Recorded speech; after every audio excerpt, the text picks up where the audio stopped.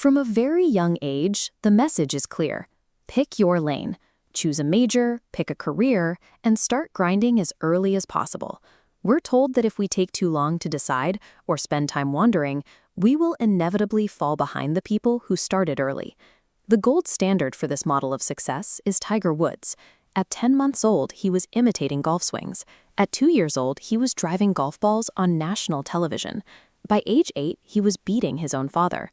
His story is the foundation of the 10,000-hour rule, the idea that the only path to greatness is early, highly specialized, deliberate practice. But then you look at Roger Federer. His mother was a tennis coach, but she refused to coach him. Growing up, Federer dabbled in squash, skiing, wrestling, swimming, basketball, and badminton. He actively avoided taking tennis seriously until his teenage years. Federer seems like a bizarre anomaly. But sports scientists who track the entire developmental path of elite athletes have found that the Tiger Woods trajectory is actually the exception. Eventual elites typically spend less time early on in deliberate practice. Instead, they go through a sampling period. They test different sports, build a broad range of physical proficiencies, and delay their specialization. We see the exact same pattern outside of sports. In 18th century Venice, the most famous musicians in Europe were the Figlie del Coro, a group of orphan girls raised in charitable homes. They didn't achieve international fame by drilling on a single instrument. They cross-trained. They learned to sing, play the violin, the flute, the oboe, and the cello, often switching instruments in the middle of a concert.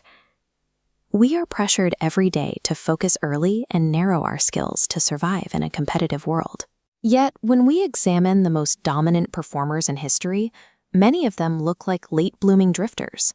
To understand why this happens, we have to look at the environment where we are learning. Psychologists classify a domain like golf or chess as a kind learning environment. The rules are perfectly clear, boundaries are defined, and feedback is completely accurate. In a kind world, the 10,000-hour rule works flawlessly.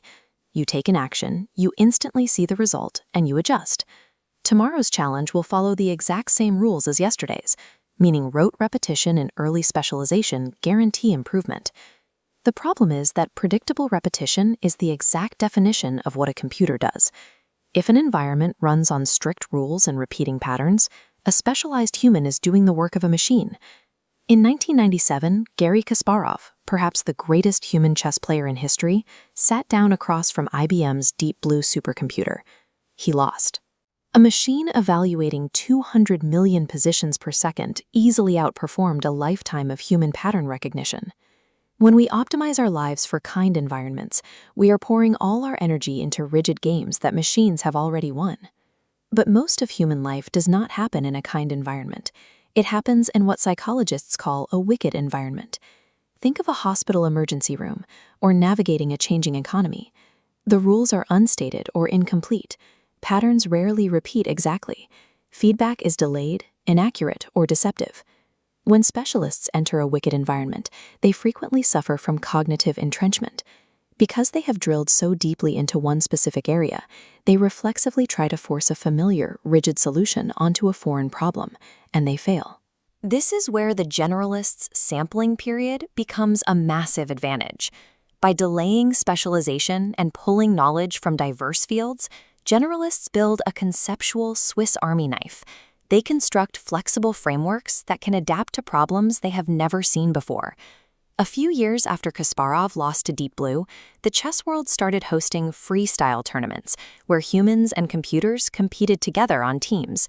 The winners were rarely grandmasters. They were amateur players who knew how to integrate information from multiple computer programs. They outsourced the narrow tactics to the machines and used their broad strategic thinking to manage the war. We see this same flexibility in the arts. Django Reinhardt grew up in a culture that valued broad musical improvisation over strict sheet music. When a horrific fire left 2 fingers on his fret hand permanently paralyzed, his ability to play traditional chords was destroyed, so he adapted. He combined his broad musical knowledge with a totally new way of navigating the fretboard, and ended up inventing a completely new genre known as gypsy jazz. Surviving a wicked world requires integration, not calculation. It demands the ability to pull back, look across different domains, and connect ideas that seem entirely unrelated. Our reality has rapidly evolved away from predictable, isolated systems. We now live inside an overwhelmingly complex, interconnected web where the rules shift constantly. To put this shift in perspective, look at the pre-modern villages of the early 20th century.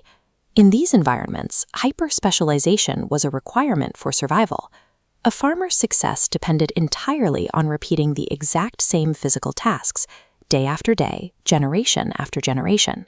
When Russian psychologist Alexander Luria visited these isolated villages in the 1930s, he gave the residents simple logic puzzles about places they had never been. They refused to answer them. Their minds were highly optimized for their specific, concrete daily work, that they were completely incapable of reasoning through abstract, shifting scenarios. Relying solely on a narrow, repetitive skill set in today's abstract economy is the modern equivalent of that pre-modern mindset. As the world grows infinitely more complex, the definition of human expertise has shifted entirely. It is no longer about recognizing known patterns. It is about adapting your mind when the patterns break. This exposes the flaw in how we measure ourselves against artificial intelligence. AI is the ultimate hyper-specialized savant. A system like IBM's Watson can destroy humans at jeopardy, but it remains completely useless at solving open-ended, chaotic problems where the exact parameters aren't known in advance. The true human advantage lies strictly in broad integration. Your value comes from taking a concept you learned in an art history class and applying it to computer programming, or using a biological framework to solve an engineering bottleneck.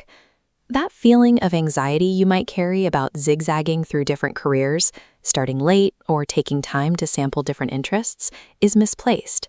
That wandering is not a liability. It is the necessary biological process for building mental range. Treating the unpredictable, messy reality of life like a rigid game of golf ensures failure. As the systems we rely on become vastly more complex, the world does not need more Tiger Woodses. It desperately needs Rogers.